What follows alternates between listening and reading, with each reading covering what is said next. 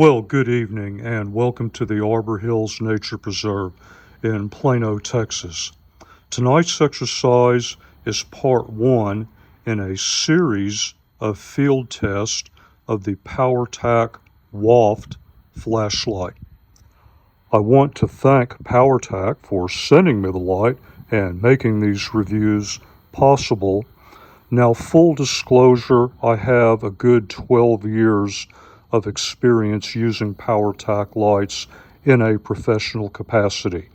Private security, executive protection, patrol, search and rescue. And you may believe that that somehow makes me biased towards the brand. Let me state again for the record that I'm pretty much the ultimate pragmatist. I am not an advocate, an ambassador, an enthusiast, or a fanboy of any particular brand or any model within a brand. My primary use case is wilderness search and rescue.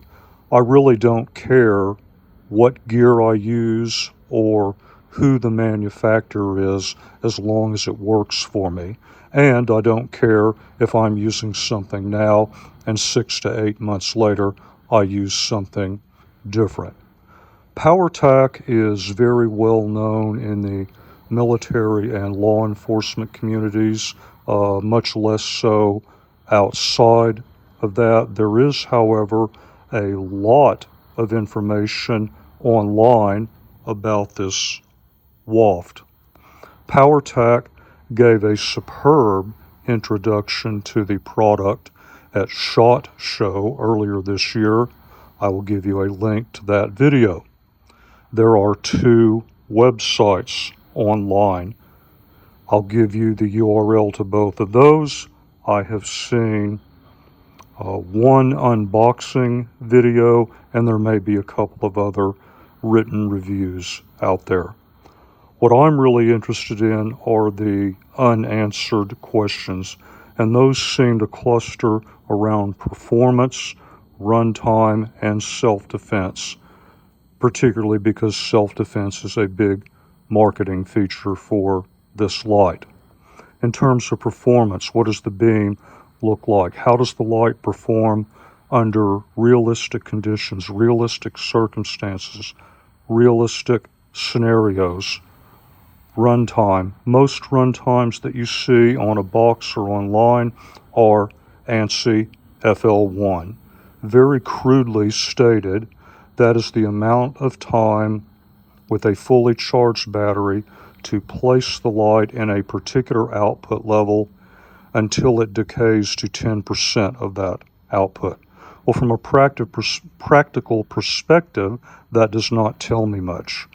If I'm out in a particular environment and particular terrain, I need a certain minimal radius of awareness. So I'm more interested in the amount of time that a light can hold that radius of awareness. That will be another test that I will do tonight, is just going to be about beam shots and performance under realistic conditions. I will try to come back either tomorrow night or the next night and do a practical runtime test, probably exclusively in high mode. We'll just have to see how that goes. I would also like to film a turbo burn down where I take the light out, put it on in turbo, and just let it completely burn down and film a time-lapse video. The final video I would like to film is a detailed explanation of various ways to grip, use, manipulate the light with a particular focus on transitioning from using it as a lighting system to a self-defense implement. That's the one that will probably get cut with my current backlog. So if that's something that you would like to see, please leave a comment. But enough of all of this. I know my viewers, and you did not come here to listen to me babble on about the light. You want to see those practical tests, and we're going to start with how the W.O.F.T works as a cap light. There's a generous two-way clip. That's how I have this attached to my cap, that is adjustable. Now this clip doesn't want to move, but you can unscrew the light from the top, switch the clip around, screw it back. I have it set up so that the output selector switch is at the 3 o'clock position. I like that. It's simple, it's repeatable, and you can see that there is ample room to reach back and activate the on-off momentary switch. So this is how you could use it as an impromptu headlamp. Next, let's go look at the output levels. I'm here at the bridge looking over the creek where I normally do output level test. We have a maximum line of sight from where I'm standing this time of year, 35 yards or so. Again in low, medium,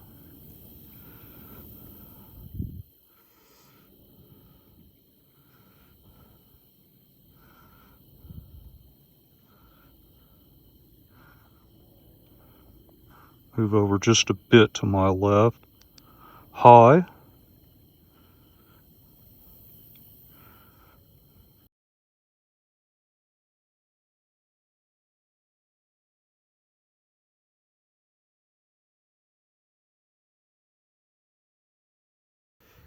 the first practical test I like to run with an EDC or compact EDC style light is a simple close proximity search. The scenario here is we are at the playground. Let's say you were out here with the kids earlier. Somebody dropped something, you didn't notice it until much later. Now you have to come back and search for it. So we're in low, and the question is, how well do these low modes work for this close proximity search? I'd personally like a little bit more out of this, but this is adequate even though we have some additional lighting around. If it was a small reflective object and I was, inside of 8, maybe 10 yards, this would definitely get the job done.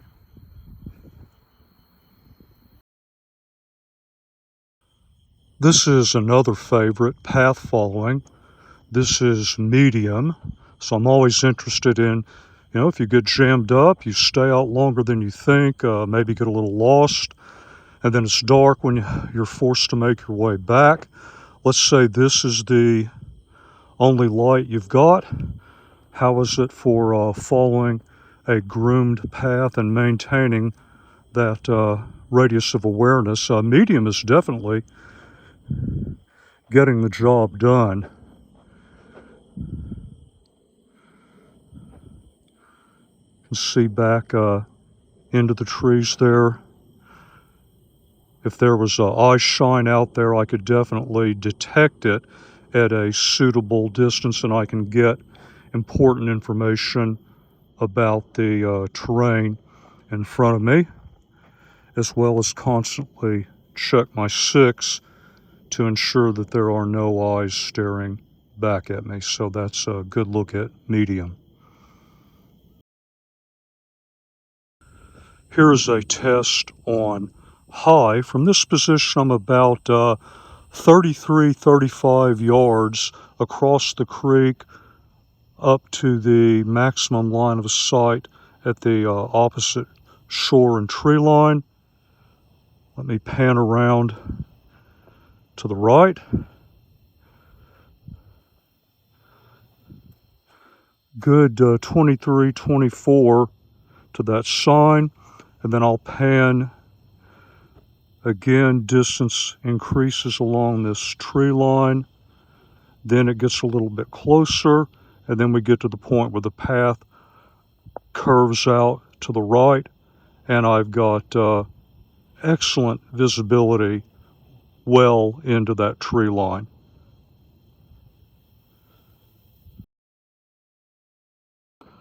And here is our first look in turbo. The gap there between the trees, just beyond that, 95 yards. There's a second tree line out there. I can just barely make out that there's a tree there. That's over 175. We have light pollution from the surrounding city, lots of haze, particulates in the air, so these are relatively bad atmospheric conditions, but I need to know how a light performs in those conditions, especially if I'm ever going to use it in some sort of a search capacity.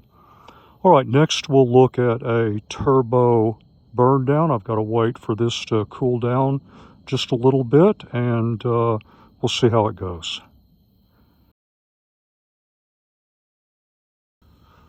We have the lit observation tower to the left, a dark pocket of trees in front of me, about 48, maybe 49 yards from my position. And there we are in turbo. I'm just going to let this run for a couple, 3 minutes, and we'll see how it steps down and whether or not there are any heat issues. I'm holding the light naturally, so my pinky finger is comfortably away from the head area of the light.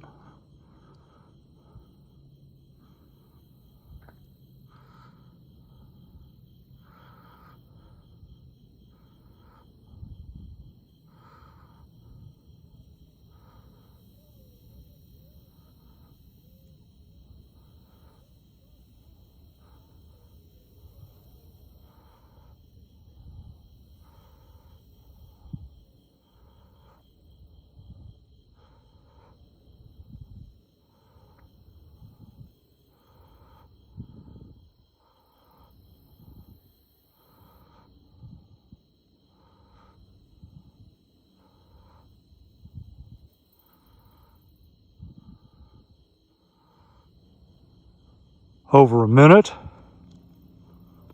Not really having any significant heat problem.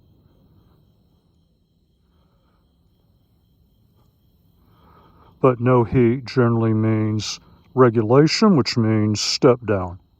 Can't have it both ways.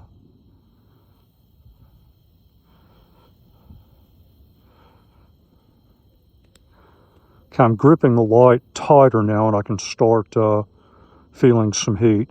Not anywhere close to uncomfortable.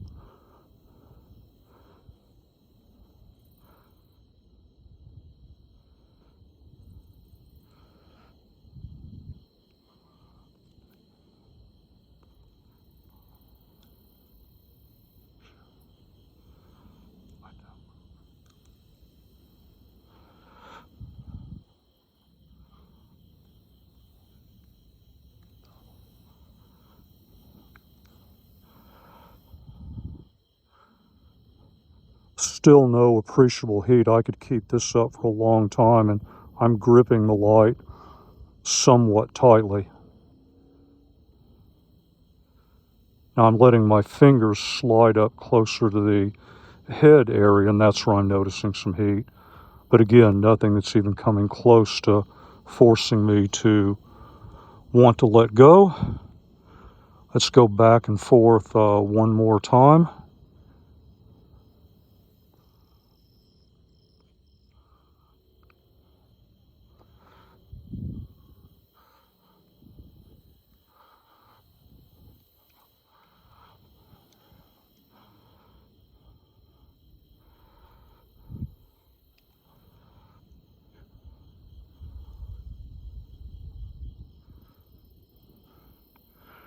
And as we cross over 3 minutes, this is in line with experiences I've had with other POWERTAC models in terms of heat regulation. I can tell we've lost something, but it's still a very usable beam. No substitute for the complete burn down time lapse, but that will show you what well over 3 hours, 3 minutes of sustained turbo looks like.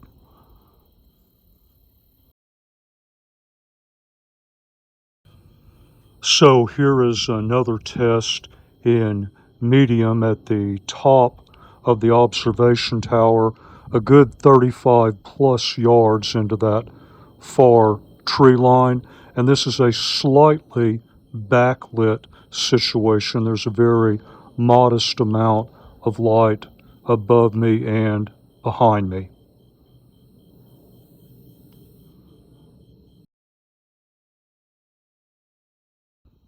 So a couple of editorial comments. I do let the light cool down completely after any turbo test.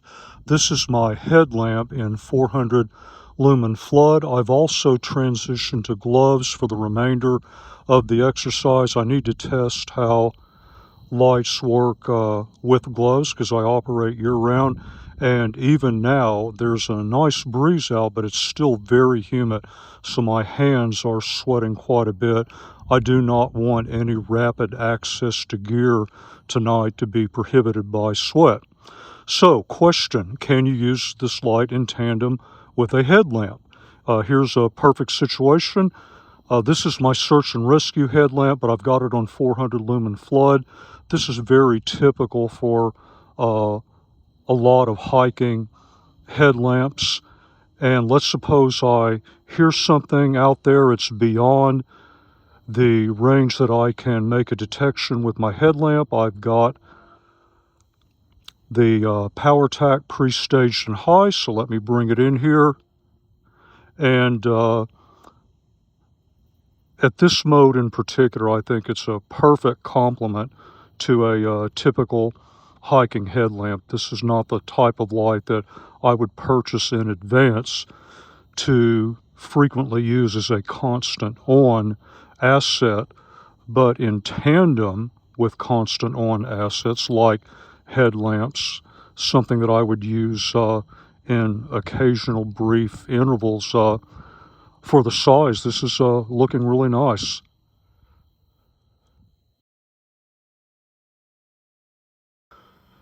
We are back at the picnic area, almost where we started.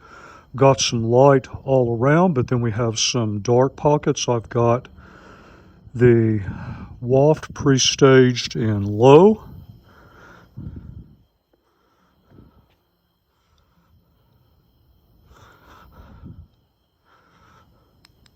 Medium.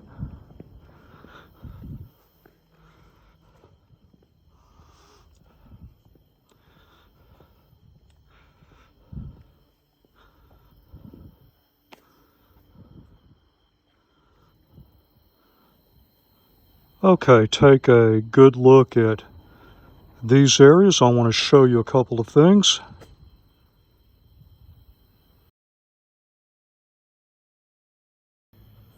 Let's suppose that I've reached a point that I pretty much exhausted the battery. What else do I have on me? Well, this is literally what I have on me in terms of backups for AA. These are some Duracell Optimum, not all that great. I do not have any nickel metal hydride AA's, but this is what I've got. So let's see how it works.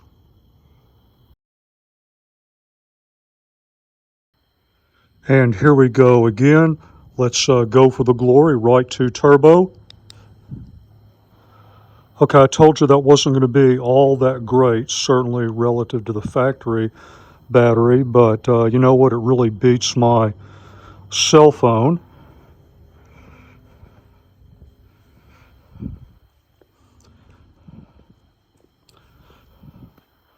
So that's the nice thing about these style of lights. If you carry AA's as a backup, even the alkaline, you can pop them in and keep on going to some extent.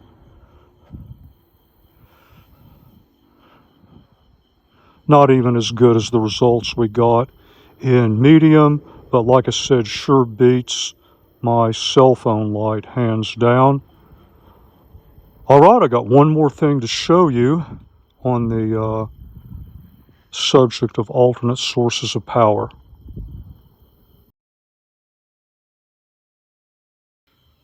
Okay, here's another scenario. Let's say I don't have any backup batteries. No 14500, no AA. But one thing I always carry with me is power bank. In fact, I usually always have two. I have a standalone power bank here, and my search and rescue headlamp serves as a power bank. So as you can see, we're charging away, but you're probably thinking, well, if this is the only light that I have, I've got to sit here in the dark and make this charge. But check this out. Yep, there we go. In turbo, you can in fact use the light while it is charging. So you could conceivably run it off of a power bank. I thought you might want to see that. Of course, I wouldn't be running it consistently in turbo, or you really would be running off the power bank. But there we have it. First look at the POWERTAC W.O.F.T. Big emphasis on first. I'm hoping to come out within the next 2 nights and film that burn down in high, and then don't know when I'm going to get to the turbo time lapse burn down. That may be a few weeks later, but I'm going to definitely continue working with the light. I found gloved operation to be not bad. I mean, for the first time I ever used it with gloves, worked better for me with an underhand grip. All right, time to shut it down for tonight. And as always, until the next review, thank you very much for your time, and thank you for watching the video.